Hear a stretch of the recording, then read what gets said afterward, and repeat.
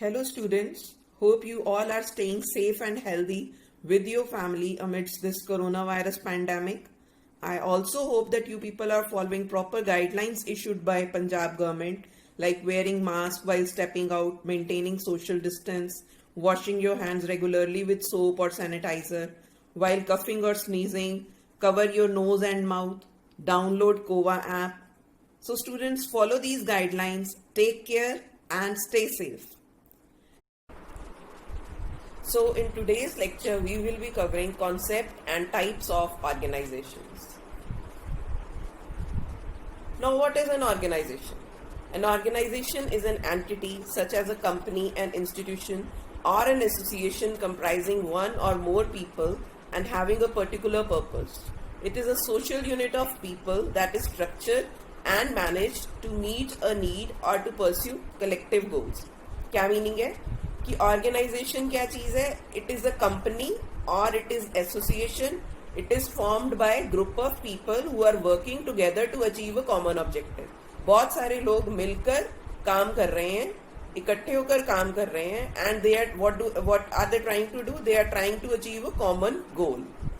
All organizations have a management structure that determines relationships between the different activities and the members and subdivides and assign roles, responsibilities and authority to carry out different tasks.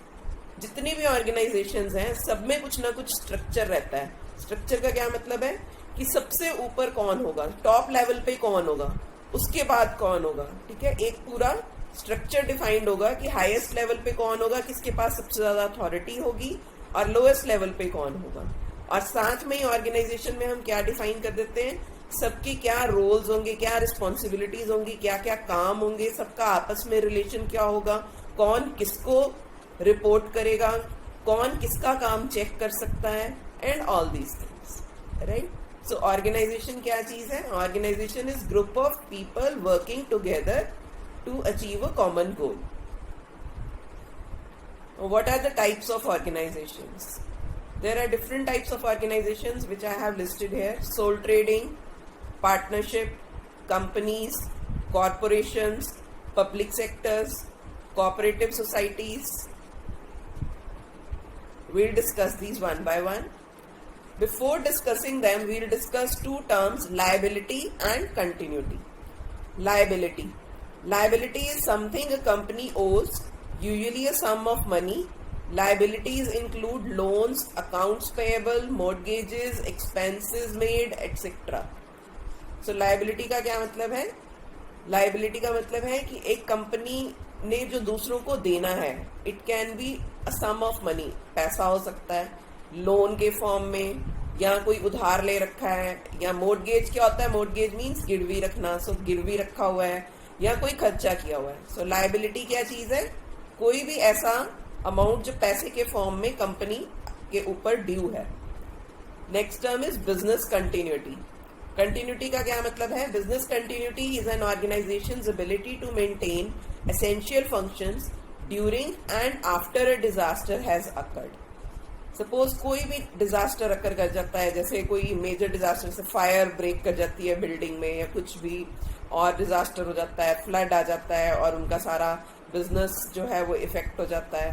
तो उस case में organization की ability to maintain essential functions is called business continuity. Means कितनी जल्दी वो अपने आप को डिजास्टर से उभार लेते हैं, that is business continuity. The most basic business continuity requirement is to keep essential functions up and running during a disaster and to recover with as little downtime as possible. So क्या कहते हैं कि business continuity maintain करने के लिए क्या चाहिए कि जो भी essential functions हैं, they should keep running during a disaster also, and others should recover as soon as possible with very little down time. मतलब बहुत कम देर बंद रहने के बाद जल्दी से दोबारा शुरू हो जाए काम. इसको बिजनेस कंटिन्यूटी कहते हैं. बिजनेस कंटिन्यूटी के लिए हमें प्लान बनाना पड़ता है जो क्या कवर करता है. Business continuity plan considers various unpredictable events such as natural disasters, fires, disease outbreaks, cyber attacks and other external threats. तो बिजनेस कंटिन्यूटी प्लान जो हम बनाते हैं उसमें कौन कौन से इवेंट्स कवर हो जाते हैं?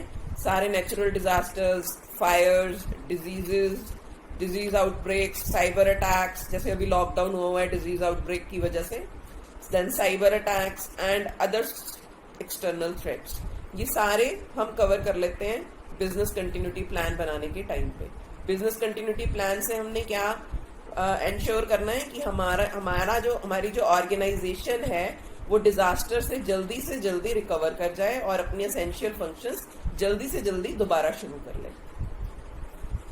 सो starting with organization types, first is sole trading. This type of organization is oldest amongst all. The business is owned and run by one person only. It is most common form of business in the world and it is also one of the oldest.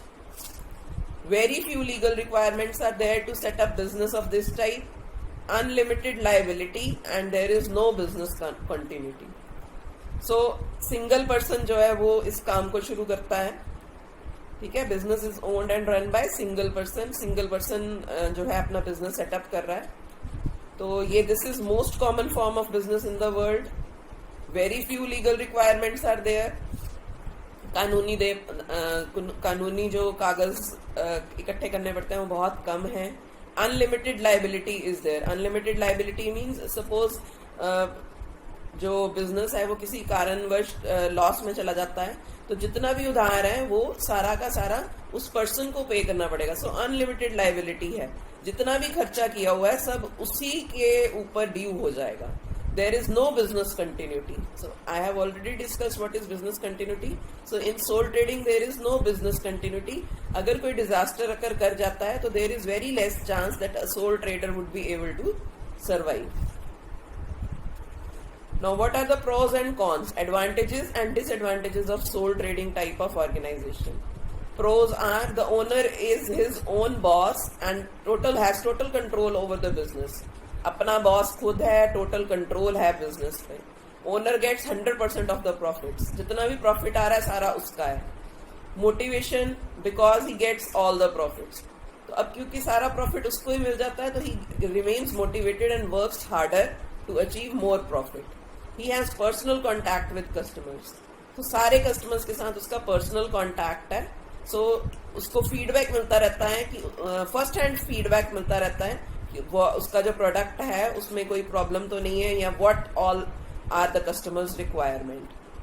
Individual can keep his business secrets. तो जो भी person run कर रहा है business तो वो अपने business secrets अपने पास ही रख सकता है क्योंकि उसका कोई partner नहीं है, उसको किसी के साथ share नहीं करना business secret. Suppose उसको he is facing ups and downs in his business, so he can keep it with himself. He can discuss with someone else, but he can keep his secrets with himself also, right? What are the cons? What are the disadvantages? There is no one to discuss problems with. Since he is running business on his own, so he cannot discuss. He has no one else to discuss problems with. He has limited finance and capital. So एक person ने ही सारा पैसा लगाया हुआ है. So he has थोड़ा सा उसके पास पैसा होता है, limited finance and capital. The owner normally spends long hours working. ज़्यादा घंटे काम करना पड़ता है क्योंकि कोई और person काम करने वाला नहीं है. Some decisions may be inefficient. Some decisions may be inefficient. क्यों inefficient होंगे? क्योंकि जो अकेला person है, he is not specialized in every field. तो कुछ फील्ड्स में तो वो अच्छा है, उनमें तो वो अच्छा डिसीजन ले लेगा, बट बाकी फील्ड्स में जिनमें अच्छा नहीं है उनमें decisions will be inefficient. Then we have already done this. There is unlimited liability and there is no business continuity. Next type of organization is partnership. अब सोल ट्रेडिंग में सिंगल पर्सन जो है वो बिजनेस रन कर रहा था. Partnership में क्या हो गया, 2 से 20 तक लोग हो सकते हैं बिजनेस में. A partnership is a group consisting of 2 to 20 people who run and own a business together. They require a deed of partnership or partnership agreement, which is a document that states all partners agree to work with each other, who puts how much capital into the business, how profits are divided, how new partners may join, how property is divided if partnership ends. ठीक है, तो ये partnership में जिन लोगों ने काम करना है, what do they do? वो एक डीड बनवाते हैं, पार्टनरशिप डीड, जिसमें क्या क्या मेंशन्ड होता है कि ये सारे इकट्ठे काम करना चाहते हैं, कौन कितना पैसा लगा रहा है, प्रॉफिट कैसे डिवाइड होंगे, अगर कोई नया पार्टनर बनना चाहता है तो वो कैसे नया पार्टनर बन सकेगा, और जो प्रॉपर्टी है वो कैसे डिवाइड होगी अगर पार्टनरशिप एंड हो जाती है. So what are the pros and cons of partnership. Partnership में प्रो क्या है, एडवांटेज क्या है, more capital than a sole trader. Since number of members are more, so capital increase हो जाता है, पैसा जो इसमें इन्वेस्ट हो सकता है वो ज्यादा हो जाता है. रिस्पॉन्सिबिलिटीज आर स्प्लिट, सिर्फ एक ही पर्सन पे सारा भार नहीं आ जाता, responsibilities get split. Any losses are shared between partners, अगर कोई लॉस होगा it will be shared between all. People can specialize. People can specialize का क्या मतलब है, जैसे सोल ट्रेडिंग में क्या था कि कुछ डिसीजंस इनएफिशिएंट रह जाते थे क्योंकि अकेला पर्सन हर फील्ड में स्पेशलाइज नहीं होता था. Now we have number of members in partnership is more. So one person can specialize in one field, another person can specialize in another field. So इस तरीके से different persons can specialize in different fields so that the decision they take is very efficient, right? Then next, cons, disadvantages of partnerships. Partners can disagree on a decision, slowing down the decision making process और resulting in conflicts. क्या है, आपस में partners agree नहीं कर रहे. अब अगर एग्री नहीं करेंगे तो नेचुरली डिसीजन हो नहीं पाएगा और लड़ाई झगड़ा होने का भी डर रहेगा. Then if one partner is inefficient और डिसऑनेस्ट, एवरीबडी लूजेस. अगर एक पार्टनर धोखा दे जाता है तो सबका पैसा डूब जाता है. ठीक है, एक पार्टनर ने कंपनी के नाम पे धोखा देकर कंपनी के नाम पर लोन ले लिया और वो लोन अगर नहीं पूरा कर पाता है तो सबको मिलके वो लोन पे करना पड़ेगा. ठीक है, so unlimited liability is there. Unlimited liability इसीलिए है क्योंकि अगर एक भी पार्टनर ने धोखा दे दिया पैसा सबको ही देना पड़ेगा. ये नहीं है कि जिस पार्टनर ने धोखा दिया पैसा वो अपने शेयर जितना देगा, सबको पैसा देना पड़ेगा. किसी को भी पकड़ सकता है लॉ एंड ऑर्डर. ठीक है, no business continuity is there. तो business continuity is not there. कोई डिजास्टर होने पे ये उतनी जल्दी खड़ा नहीं कर सकते हैं वापस business. If a partner dies, partnership ends and dissolution of deed occurs and new deed has to be prepared. अगर किसी पार्टनर की बाय चांस डेथ हो जाती है तो पार्टनरशिप एंड हो जाएगी और इस प्रोसेस को कहते हैं डिसोल्यूशन ऑफ डीड. हमें डीड को डिसॉल्व करना पड़ता है और न्यू डीड प्रिपेयर करनी पड़ती है कि अब कैसे ये पार्टनर बनेंगे और कैसे प्रॉफिट शेयर करेंगे, कौन क्या काम करेगा. Next, organization types. Companies. Companies अब दो तरह की हैं, private limited companies and public limited companies. Private limited companies कौन सी हैं? They have up to 50 members who have separate legal identities and who have shares of the company according to their investment. Members are generally from a family or a friend circle. तो इसमें क्या है कि ये 50 member तक हो सकते हैं and they have separate legal identities. इसका क्या मतलब है, जैसे पार्टनरशिप में था कि अगर एक पर्सन ने धोखे से लोन ले लिया कंपनी के नाम पे तो लोन जिस बैंक से लिया है वो सिर्फ उसको नहीं पकड़ेगा, वो कंपनी के किसी भी ओनर की प्रॉपर्टी ले सकते हैं कि तुम्हें ये लोन पूरा करना पड़ेगा. पर यहाँ पर क्या है कि जितने भी मेंबर्स होंगे प्राइवेट लिमिटेड कंपनी के सब सेपरेट लीगल आइडेंटिटीज होंगी और सब अपने एक्शंस के लिए खुद रिस्पॉन्सिबल होंगे. सब सिर्फ अपना शेयर जो है उसके बेसिस पर ही लोन ले सकते हैं और उनको उतना ही प्रॉफिट मिलेगा, उतना ही उनको लॉस होगा और उतना ही उनको उधार देना पड़ेगा अगर बाय चांस कंपनी डूब जाती है. तो जितना उनका शेयर है, सपोज किसी के 10% शेयर्स हैं तो उसको 10% के हिसाब से प्रॉफिट मिलेगा, 10% के हिसाब से लॉस बियर करना और 10% के हिसाब से ही लोन देना पड़ेगा अगर उस कंपनी ने लोन ले रखा है. Next, public limited companies. Public limited companies are similar to private limited companies, but members of company can be anyone from public. अब प्राइवेट लिमिटेड कंपनी में क्या होता है, मेंबर्स जो हैं they are generally from a family और a friend circle only. और public limited company में कोई भी पब्लिक में से मेंबर हो सकता है उस कंपनी का. These are generally headed by board of directors. दोनों कंपनीज कौन हेड करता है? Board of directors. Next, private limited companies, pros and cons. Pros क्या है? More capital is there as number of members are more. ज्यादा लोग हैं पैसा ज़्यादा हो जाता है। Since shareholders have separate legal identity so they have limited liability. अब सब लोग जो हैं सेपरेट लीगल आइडेंटिटी हैं, सो दे हैव लिमिटेड लाइबिलिटी। ऐसा नहीं है कि अगर पैसा कोई डूब जाता है, कोई लोन ले रखा है तो सबको ही लोन देना पड़ेगा, सबको सिर्फ अपने शेयर के अकॉर्डिंग लोन पे करना पड़ेगा। ठीक है, everyone will not be responsible for full loan. Then shares can be sold only with consent of all shareholders to members only. So control of business remains with original owners. जो shares हैं वो public में नहीं बेचे जा सकते. They are sold with consent of all other shareholders to its members only. जो already members हैं उन्हीं को दिए जाते हैं. So जो overall business है वो उन्हीं लोगों के हाथ में रहता है. What are disadvantages? There are many legal complications to set up this type of organization. So क्या मतलब है कि बहुत सारे कानूनी काम करने पड़ते हैं ये वाली ऑर्गेनाइजेशन सेटअप करने के लिए. Shares can not be sold to public. जो पब्लिक है उसमें हम ये शेयर्स नहीं दे सकते. Accounts of company are less secret. Accounts of company क्यों लेस सीक्रेट है? Because number of people involve are very large. और हम एक बोर्ड ऑफ डायरेक्टर्स बनाते हैं, मैनेजर्स बनाते हैं जो पूरे कंपनी के अफेयर्स को लुक आफ्टर करता है. Creditors have to be cautious. Creditors have to be cautious का क्या मतलब है कि जैसे सपोज किसी ने अपना पैसा दे रखा है उधार पे कंपनी को, तो they have to be cautious. उनको ध्यान देना पड़ता है कि बाय चांस अगर कंपनी डूब जाती है तो they will not get anything, because हर कोई यही बोलेगा मेरे वो उसका अपना मेरे शेयर वाला तो ले लो चलो, लेकिन मैं बाकियों का शेयर को दूंगा. सपोज किसी ने 1 लाख रुपीज दे रखे हैं तो 10% वाला बोलेगा मेरा शेयर ले लो 10%, ठीक है 10,000 रुपीज ले लो, but I can not pay you 1 lakh rupees. तो इस तरीके से creditors have to be cautious. Next, public limited companies. Public limited companies क्या है? The company has to apply in stock exchange for listing. क्यों अप्लाई करना पड़ता है स्टॉक एक्सचेंज में? क्योंकि उन्होंने शेयर्स पब्लिक में देने हैं. A prospectus must be issued to advertise to customers to buy shares and it has to state how the capital raised from shares will be spent. एक उनको प्रोस्पेक्टस निकालना पड़ता है जिसमें वो एडवर्टाइज करते हैं कि कस्टमर्स हमारे शेयर्स खरीदें, और उनको ये भी बताना पड़ता है कि जो लोग हमें पैसे देंगे, जितना पैसा हमारे पास इकट्ठा हो जाएगा हम उसको स्पेंड कैसे करेंगे. ठीक है. So what are the advantages? Limited liability, just like private limited companies. Limited liability is there, business continuity is there, क्योंकि हम एकदम से बहुत जल्दी इसको सेटअप कर सकते हैं वापस से.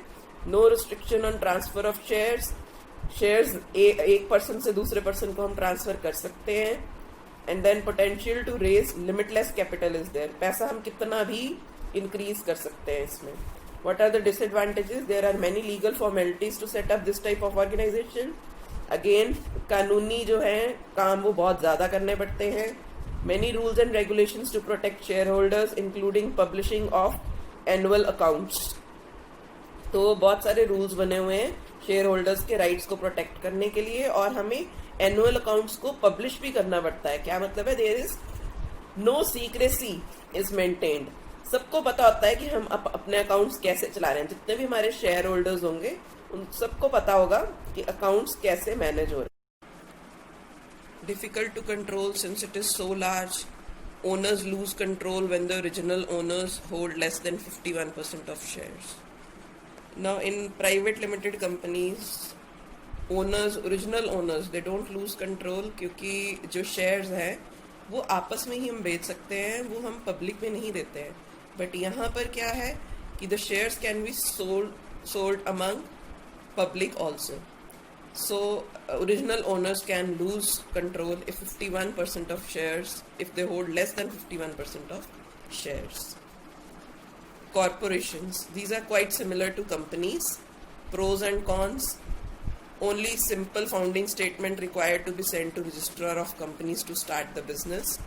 Members have separate legal identities, so limited liability. This is same as in a case of companies.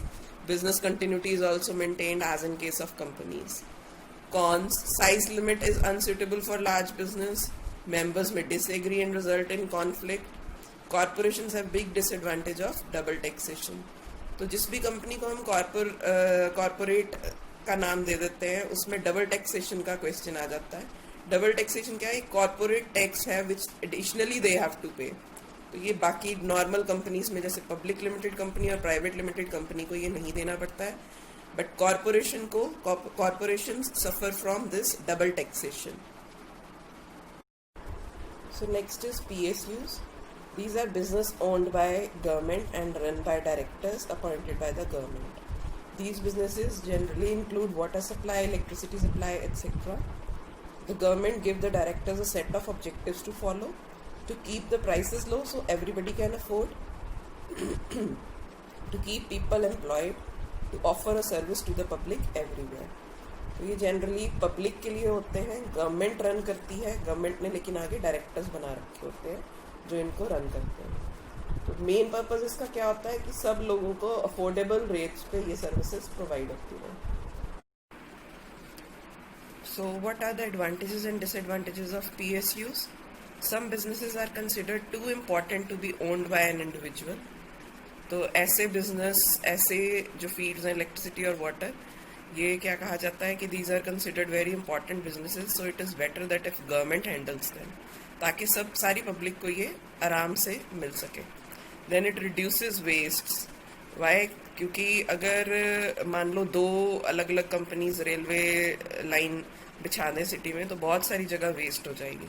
तो अगर सिंगल गवर्नमेंट ही जो है वो रेलवे रन कर रही है तो it will run only one single line और it will save space also. Then it rescues important businesses when they are failing. Government rescues important businesses when they are failing. Then it provides essential services to the people. What are the disadvantages? Motivation might not be there, might not be as high because profit is not an objective.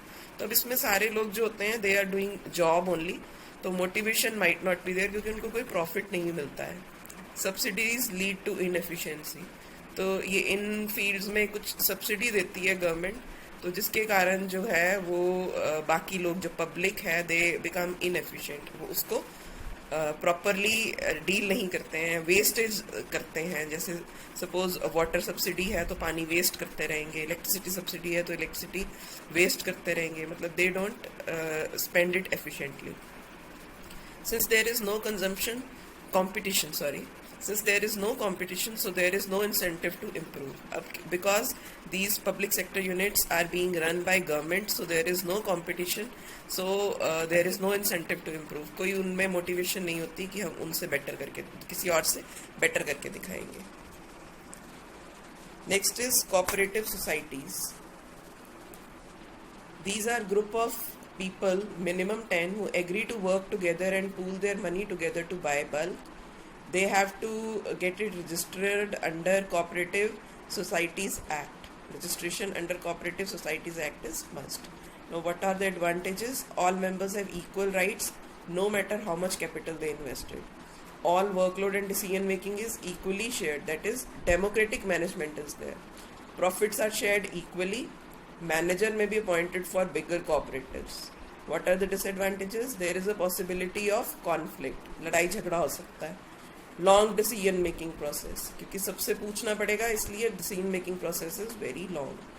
So one of the most successful cooperative society is जो Amul milk वाला है, that cooperative society is very very successful. So that is all about organization types. I hope you have understood it well. In case you have any query, you can contact me. Thank you.